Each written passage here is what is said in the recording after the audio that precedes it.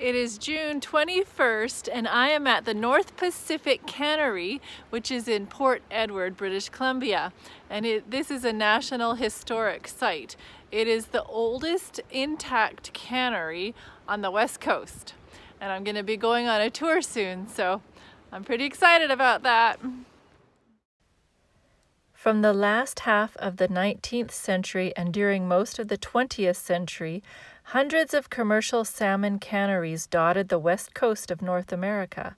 From California's Sacramento River to Alaska's Bristol Bay, each summer tens of thousands of people from diverse ethnic backgrounds would congregate in these canneries for 4 months as salmon began heading up rivers to spawn. Many of these canneries, especially in British Columbia, were located in remote locations, which made for a very unique work and living experience. Today, only a handful of these facilities remain as testaments to the formation of the industrial economy on the West Coast and the development of a modern multi-ethnic society in Canada and in the United States. They have a really nice gift shop, so be sure and bring your money when you come. And this also was the meeting place for the beginning of the tour. What? These? Close to the border. These are absolutely exquisite. Yeah. Beautiful. Unfortunately, the girl that was doing the talking wouldn't allow me to video her, so I have to kind of remember some of the facts. But there was 800 to 1,000 workers here when it started, and it was first built in 1886, I believe, and it finished in the 1960s is when they shut her down. And in this area, there was 30 canneries. And across the lake, or across the sea, I guess, and downriver and upriver, all kinds of canneries around here. And then there was 800 of them all along the coast from California to Alaska. So that's pretty interesting. So this plant is just for salmon. It was for salmon processing, not any other kind of fish. And they would fish the seas for 6 days and then they quit on the 7th day. And they said it wasn't for religious reasons, but it was to let the other salmon go upstream and lay their eggs so they wouldn't totally deplete the supply. But they did a lot of damage. They did a lot of they should have let more fish go up because it has really depleted the supply of salmon nowadays. This is the Japanese section. They are the boat builders mainly for this cannery. And this first house here was the Japanese guy that knew English, because most of the workers didn't know English. So he was the go-between, and he was the one that got paid all the money, all the wages for all the Japanese workers. And then he would divvy it out. So he could take what he wanted for himself and then give the rest to his workers. But apparently he was a really fair man, because when unions came along, the Japanese would have none of it. They wanted to keep things the same. So that's a good story.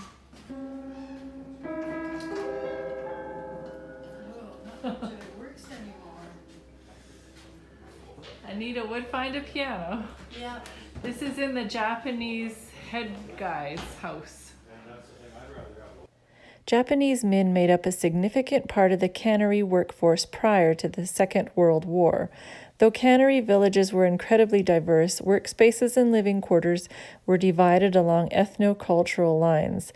The Japanese section of this cannery had its own working dock, net loft, and several residences for men of Japanese descent. These are the European housing. Tiny, but not too bad compared to the Japanese.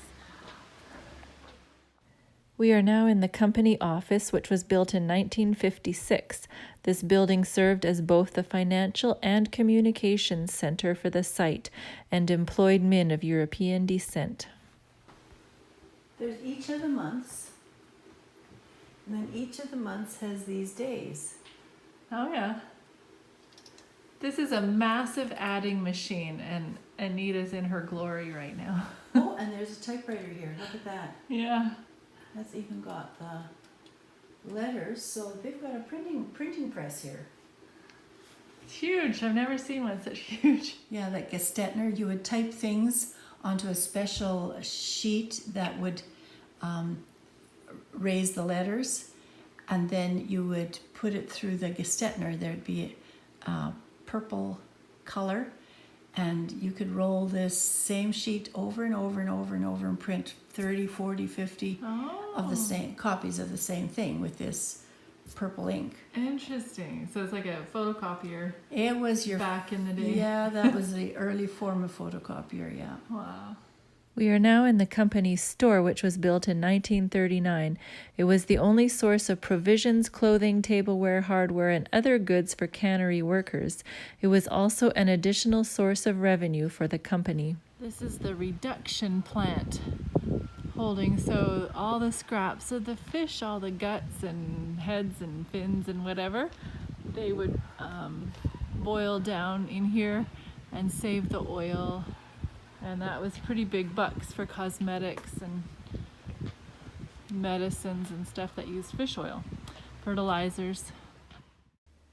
Now we're off to the First Nations houses.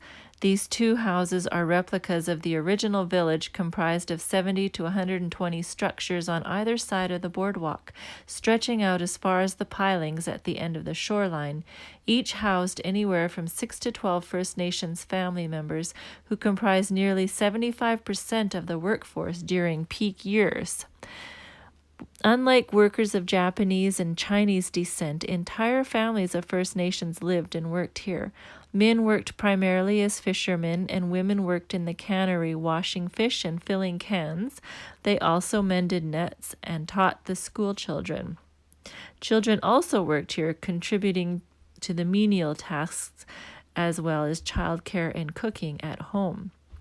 The women would mend these nets, and when they got too bad to be mended, they made ropes with them. Sadly, there are no remains of the Chinese bunkhouses, but they were located on this side of the railroad tracks in the present-day parking lot area. The Chinese were hired to make cans and process the salmon each season. And this is the fuel dock. This building stored fuel away from the rest of the cannery, keeping families and buildings safe.